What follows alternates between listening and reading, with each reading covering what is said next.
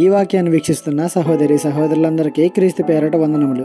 ఈరోజు వాక్యం ద్వారా దేవుడు మనతో చెప్తున్న మాట, ఎండిపోయిన భూమి వలె నా ప్రాణము నీ కొరకు ఆశపడుచున్నది. కీర్తన గ్రంథము 43వ అధ్యాయము 6వ వచనము. ఎండిపోయిన భూమిలో మనం ఎలాంటి పంటను పండించలేము, కానీ దానిని నీరుతో తడిపితే భూమి దానిని లాక్కొని సారవంతమైన భూమిగా మార్పు చెందుతుంది. ఇక్కడ దావీదు దేవుని కొరకు ఎండిపోయిన భూమి వలె ఆశపడుతున్నాడంట.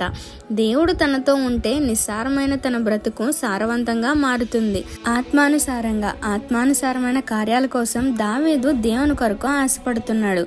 ఈనాడు మన ప్రాణము దేవుని కొరకు ఏ విధంగా ఆశపడుతుంది? ఆలోచన చేయండి. ఎంతవరకు ఈ లోక సంబంధమైన వాటిపైనేనా మన ఆశ? ఇంకెప్పుడు మనం మారేది? ఇలాంటి ఆశలు మనలో పెట్టుకుని దేవుణ్ణి ఎలా ఎదుర్కొనగలం? పరలోకం ఎలా చేరుకోగలం? ఆలోచించి మార్పు చెంది దేవుని కొరకు, ఆయన ప్రేమ కొరకు ఆశపడదాం.